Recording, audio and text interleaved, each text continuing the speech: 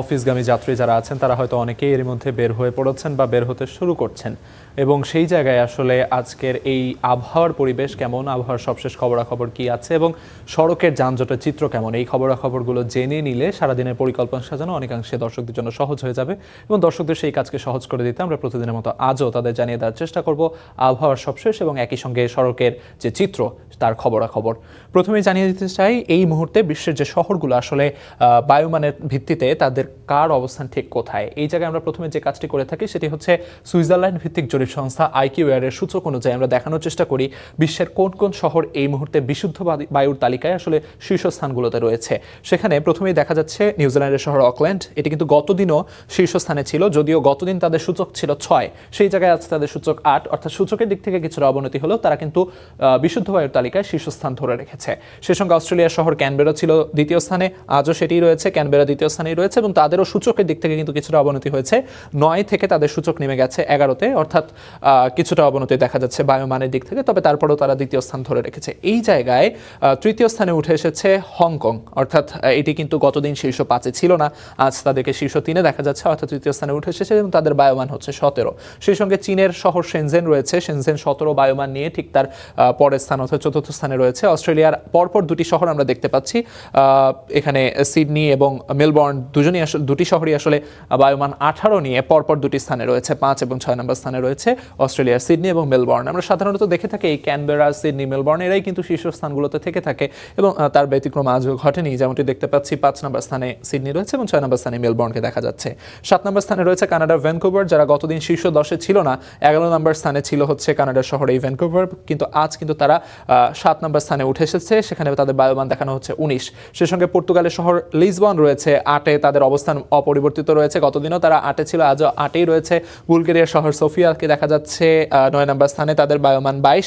একই বায়ুমান 22 নিয়ে কিন্তু ডেনমার্কের শহর কোপেনহেগেন এবং কলম্বিয়ার শহর বোগোতাকে দেখা যাচ্ছে ঠিক তার পরবর্তী দুটি স্থানে, তাদেরও বায়ুমান সূচক 22 এবং তাদের অবস্থান হচ্ছে ঠিক যেমন দেখা যাচ্ছে 10 এবং 11। মোটামুটি শীর্ষ 10 যে শহর রয়েছে বিশুদ্ধ বায়ুর তালিকায় সেগুলোর খবরাখবর দেখাচ্ছিলাম। এ পর্যায়ে যদি আমরা ঢাকার অবস্থান দেখাতে চাই, গতদিন কিন্তু ঢাকার অবস্থান বেশ খারাপ ছিল, ঢাকার অবস্থান ছিল 3 এবং আজ ঢাকার অবস্থান আরও খারাপ, সেখানে ঢাকার অবস্থান দেখানো হচ্ছে 2। তবে বায়ুমানের দিক থেকে ঢাকার অবস্থানে কিন্তু কিছুটা উন্নতি হয়েছে, অর্থাৎ গতদিন যেমন ছিল 178, সেদিক থেকে বায়ুমান কিছুটা কমেছে 167, তবে বায়ুমান কমার পরও অন্যান্য শহরের তুলনায় বায়ুমানের আশানুরূপ যে উন্নতি সেটি ঘটেনি, যার কারণে কিন্তু 3 নম্বর স্থান থেকে তারা আজ 2 নম্বর স্থানে এই মুহূর্তে উঠে এসেছে। বেলা বাড়ার সঙ্গে সঙ্গে বায়ুমানের আরও অবনতি হয়ে থাকে, আপনারা জেনে থাকবেন, এবং তার ফলশ্রুতিতে কিন্তু ঢাকার অবস্থান আসলে মোটামুটি বেশিরভাগ দিনই যেমনটি দেখা যায় শীর্ষস্থানে চলে আসে এবং সেই জায়গায় ইন্দোনেশিয়ার শহর জাকার্তাকে এই সময় কিন্তু প্রায় শীর্ষস্থানে দেখা যায়, আজও তেমন দেখা যাচ্ছে। জাকার্তাকে দেখা যাচ্ছে ঠিক 1 নম্বর স্থানে রয়েছে এবং তাদের বায়ুমান সূচক হচ্ছে 184। দর্শক, এই বায়ুমান সূচকের বিষয়টি যদি আপনাদের একটু বুঝিয়ে বলি, সেটি হচ্ছে যে 0 থেকে 50-এর মধ্যে যদি বায়ুমান সূচক থাকে সেটিকে স্বাস্থ্যকর বায়ু বলা হয়, 50 থেকে 100 পর্যন্ত গ্রহণযোগ্য, তবে 100-র উপর উঠে গেলে সেটি আসলে শিশু, বয়োবৃদ্ধ এবং শ্বাসতন্ত্রের জটিলতায় যারা আক্রান্ত তাদের জন্য ক্ষতিকর বায়ু, এবং 150 ছাড়িয়ে গেলে সেটি কিন্তু অস্বাস্থ্যকর বায়ু হিসেবে চিহ্নিত হয়। সেই জায়গায় কিন্তু ঢাকার বায়ু আজ অস্বাস্থ্যকর বলা যেতে পারে, কেননা তাদের আইকিউএর সূচক অনুযায়ী সেটি আসলে 167। এবং যেমনটি দেখা যাচ্ছে ডিআর কঙ্গোর শহর কিনশাসা রয়েছে, যেটি কিনা গতদিন 2 নম্বর স্থানে ছিল, তার আজ 3 নম্বর স্থানে রয়েছে, তাদের বায়ুমান সূচকও 150 ছাড়িয়ে গেছে, অর্থাৎ 158। ইন্দোনেশিয়ার আরও একটি শহর মেডানকে দেখা যাচ্ছে ঠিক পরের স্থানেই 4 নম্বর স্থানে রয়েছে, যাদের বায়ুমান সূচক 150-র নিচে হলেও 139, যেটি আসলে ওই যে বললাম যে নির্দিষ্ট কিছু শ্রেণীর মানুষের জন্য সেটি আসলে ক্ষতিকর, তেমনটি আসলে দেখানো হচ্ছে। সে সঙ্গে পাকিস্তানের শহর লাহোর রয়েছে 5 নম্বর স্থানে, সাউথ আফ্রিকার শহর জোহান্সবার্গ রয়েছে 6 নম্বর স্থানে, সেই সঙ্গে সৌদি আরবের রিয়াদকে দেখতে পাচ্ছি 7 নম্বর স্থানে রয়েছে, এবং ইসরায়েলের দুটি শহর জেরুজালেম এবং তেল আবিব রয়েছে ঠিক পরপর স্থানে। ভারতের একটি শহর কলকাতাকে দেখা যাচ্ছে 10-এ। মোটামুটি শীর্ষ যে 10টি দেশ দূষিত বায়ুর তালিকায় সেখানে কিন্তু ঘুরে ফিরে যে শহরগুলো থাকে সেগুলোকেই দেখা যাচ্ছে, তবে ঢাকার অবস্থান আজ কিন্তু তুলনামূলক বেশ খারাপ, যেটি কিনা ঢাকার অবস্থান আজ 2-এ উঠে এসেছে দেখা যাচ্ছে।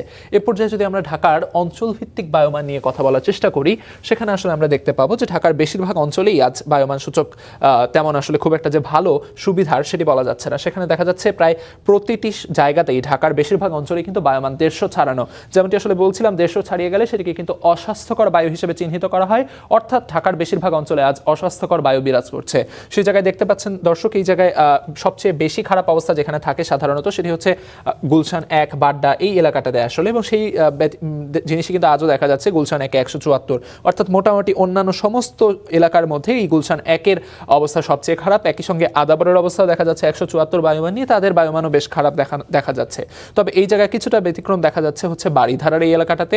এই পাশে যেমন দেখা যাচ্ছে 91 অর্থাৎ 100 নিচে রয়েছে, এবং কিছু কিছু জায়গায় আসলে এরকম 150 ছাড়ানো, কোথাও আবার 150 কাছাকাছি অর্থাৎ 148, 152 এরকম বায়ুমান সূচক দেখা যাচ্ছে। অর্থাৎ ঢাকার বেশিরভাগ অঞ্চলের বায়ুমান সূচকের ভিত্তিতে কিন্তু বায়ুমানের পরিস্থিতি খুব একটা যে ভালো সেটি নয়, যার প্রভাব কিন্তু আমরা দূষিত বায়ুর তালিকায় ঢাকার অবস্থানের মধ্যে দেখতে পেয়েছি, যেখানে তারা আজ শীর্ষস্থানে বটেই, দ্বিতীয় স্থানে আসলে রয়েছে ঢাকার এই বায়ুমানের দিক থেকে দূষিত শহরের তালিকায়। তো মোটামুটি অঞ্চলভিত্তিক বায়ুমান সূচকেও তার প্রভাব কিন্তু পড়তে শুরু করেছে, যেমনটি আসলে দেখাচ্ছিলাম। এ পর্যায়ে যদি আমরা আবহাওয়ার অবস্থা বা বৃষ্টির পূর্বাভাস নিয়ে আপনাদের জানিয়ে দেওয়ার চেষ্টা করি, সেখানে দেখা যাচ্ছে এই মুহূর্তে ঢাকার তাপমাত্রা হচ্ছে 27 ডিগ্রি সেলসিয়াস, এবং যেটি অনুভূত হচ্ছে 34 ডিগ্রি সেলসিয়াসের কাছাকাছি। অর্থাৎ এই জায়গায় বাতাসের আর্দ্রতা একটি প্রভাবক বা নিয়ামক হিসেবে কিন্তু কাজ করে এই অনুভূত তাপমাত্রাটি নির্ধারণের ক্ষেত্রে, এবং সেটি দেখা যাচ্ছে যেখানে 27 ডিগ্রি সেলসিয়াস তাপমাত্রা রয়েছে, তবে বৃষ্টি স্নাত দিন হয় কিন্তু সেখানে বাতাসের আর্দ্রতা বেশ বেশি, এবং তার প্রভাব কিন্তু অনুভূত তাপমাত্রার ক্ষেত্রে পড়ছে।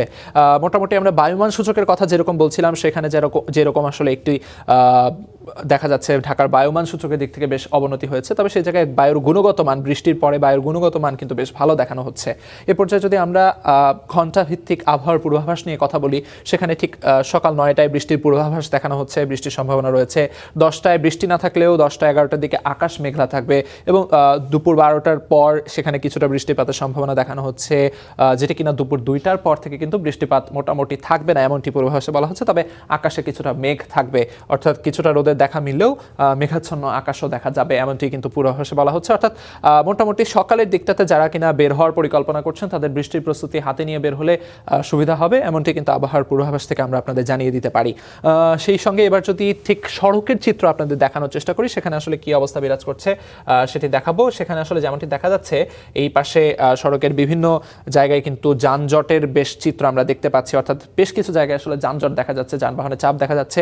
সাধারণত বেশি যানজট যে এলাকাটাতে দেখা যায় সেটি হচ্ছে ঠিক এই হাতিরঝিল পার হয়ে যে রামপুরা বাড্ডার ইউলুপটি রয়েছে, সেই ইউলুপের কাছে। তার ব্যতিক্রম আজও নয়, আজও দেখা যাচ্ছে এখানে প্রচুর যানজট রয়েছে। আপনারা জানেন এখানে সাধারণত যেটি হয়ে থাকে এই দিনের এই সময়টাতে আসলে এখানে পরপর দুটি বেসরকারি বিশ্ববিদ্যালয় থাকায়, অর্থাৎ একদিকে ব্র্যাক ইউনিভার্সিটি, অন্যদিকে সড়কের অপর পাশে ইস্ট ওয়েস্ট ইউনিভার্সিটি থাকায় এই সময়টাতে কিন্তু ছাত্রছাত্রীর চাপ বেশ থাকে, অর্থাৎ ছাত্রছাত্রীদের বহনকারী যে গাড়িগুলো রয়েছে সেগুলোর চাপ থাকে, এবং তার প্রভাব সড়কে পড়ে। সেটি আসলে দেখা যাচ্ছে যানবাহনের এই জায়গাটাতে যানবাহনের চাপ অনেক বেশি এবং যানজট রয়েছে।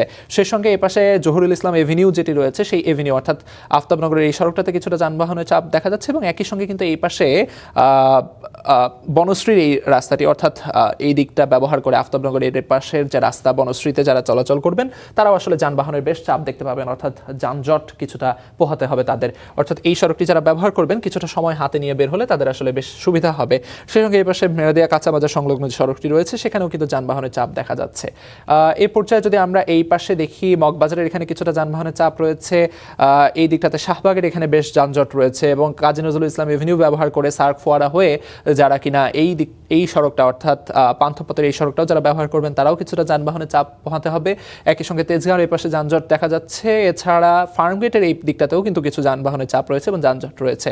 এবং প্রধানমন্ত্রীর কার্যালয়ের সামনে দিয়ে যে সড়কটি চলে গেছে সেই সড়কটি ব্যবহার করে যারা কিনা মহাখালী যাতায়াত করতে চাচ্ছেন, মহাখালী যেতে চাচ্ছেন, তাদেরও সেখানে যানবাহনের চাপ রয়েছে এবং যানজট পোহাতে হবে, অর্থাৎ কিছুটা সময় হাতে নিয়ে তাদের সুবিধা হবে। তবে এই দিকটাতে নিয়ে যদি কথা বলি, কামাল আতাতুর্ক এভিনিউ এবং একই সঙ্গে বীরুত্তম একে খন্দকার রোড, সেখানে কিন্তু যানবাহনের চাপ তুলনামূলক অন্যান্য দিনের চেয়ে আজ কিছুটা কম রয়েছে।